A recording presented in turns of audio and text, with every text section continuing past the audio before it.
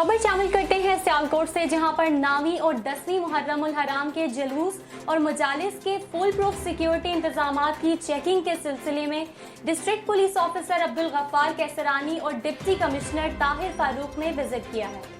इसी हवाले से देखते हैं ये रिपोर्ट। सियालकोट 18 अगस्त यौम आशूर पर जिला सियालकोट में 87 जुलजना और ताजिया के जुलूस और 77 मजालिस अज़ा इनाकात पजीर होंगी। अहम जुलूसों और मजालिस की निगरानी के लिए सीसीटीवी कैमराज नस्ब होंगे।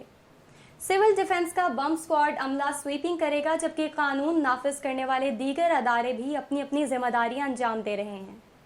डिप्टी कमिश्नर ताहिर फारूक ने कहा कि इमाम बारगाहों और जुलूसों के रूट्स की सफाई सुथराई के खुसूसी इंतजामात किए गए हैं। मजीद उन्होंने कहा कि ज़िला सियालकोट की पुरअमन फ़िज़ा को बरकरार रखने के लिए मुंतज़िमीन मजालिस की ये अव्वलीन जिम्मेदारी है कि वह हुकूमत पंजाब के SOPs पर सख्ती से कारबंद रहें।